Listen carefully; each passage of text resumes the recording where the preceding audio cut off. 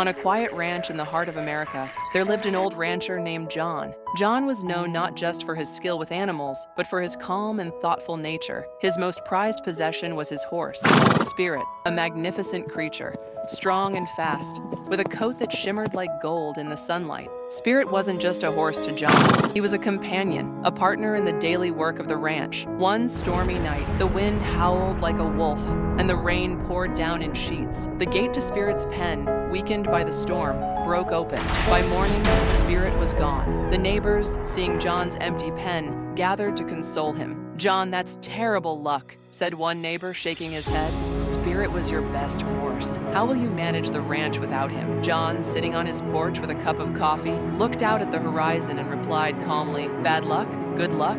Who knows? We'll see." The neighbors exchanged puzzled glances. How could John not be upset about losing his prized horse? But John simply smiled and went back to his chores. A week later, as the sun rose over the hills, something incredible happened. Spirit returned, not alone, but leading a herd of wild horses. The neighbors, hearing the commotion, rushed over to John's ranch.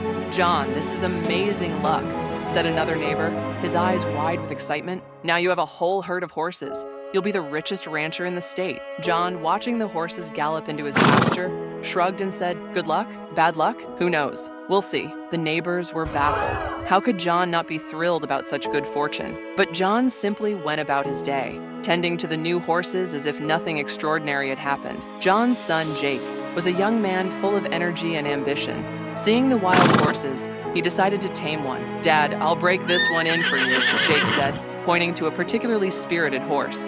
John nodded but warned, "Be careful, son. Wild horses are unpredictable." Jake, confident in his abilities, approached the horse. But the moment he climbed onto its back, the horse bucked wildly, throwing Jake to the ground.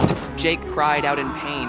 His leg was broken. The neighbors, hearing of the accident, came by to offer their sympathy. "John, this is terrible luck," said a neighbor. "Your son won't be able to help you on the ranch for months. How will you manage?" John, sitting on his porch with the same calm expression, replied, "Bad luck? Good luck? Who knows? We'll see." The neighbors shook their heads, unable to understand John's perspective. How could he not be upset about his son's injury? Weeks passed, and Jake's leg slowly healed. Then, one day, news spread through the town. The army was coming to draft young men for a war. The recruiters went door to door, taking strong, able-bodied men. But when they came to John's ranch, they saw Jake's broken leg and moved on.